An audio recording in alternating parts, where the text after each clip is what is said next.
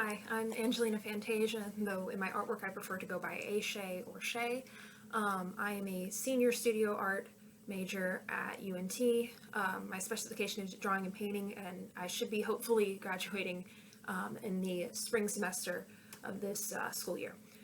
My artwork tends to focus more on, more recently it's been on more of the macabre and things that I find interesting. I tend to find things that I fixate on. One of the things tends to be, for me, things related to medical history or the body.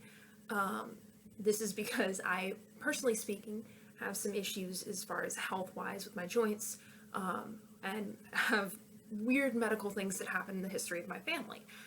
So those kind of topics are very interesting for me, and learning about them and presenting them in my artwork helps as a way of coping and sharing with others what that actually feels like.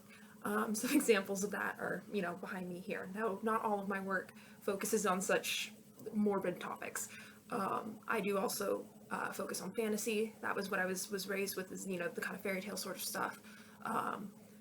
My family has an affinity for dragons, so that tends to show up in my work quite a bit, as well as, oddly enough, rabbits.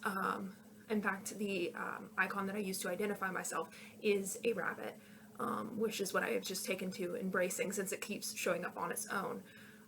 Some of my goals with my artwork, other than continuing to grow and learn, and if I don't know about a topic, I'll find a way to continue to grow and go, okay, well, I don't know how to do that. Let me see if I can figure out how to do that, or can I incorporate this?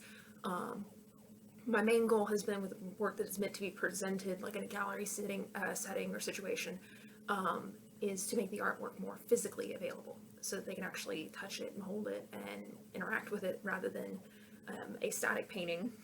I try to avoid that if I can, or finding ways that it's more engaging than just something flat on the canvas, something tactile, or even if it's just visual and you're not supposed to touch it.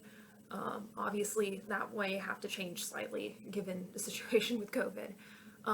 But the main goal, overarching, including those, is to connect with others through the artwork and to share the experience of, even if it's not exactly the same thing I felt when I was making it or what the work was about, if it reaches somebody and connects and they get sort of a similar experience, then I feel that I've accomplished my goal with that work.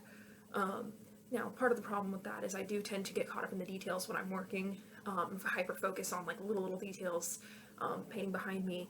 I distinctly remember having the problem I would focus on these stitches on the fingers rather than anything else, because I was super worried somebody's going to see the stitches as wrong, which is something I'm still currently working on, so as to not get in my own way. Hopefully, with this class and my classes moving forward, I can continue to grow and learn how to better market my work and myself as an artist as I continue to change and learn, and adapt to things that are happening around us.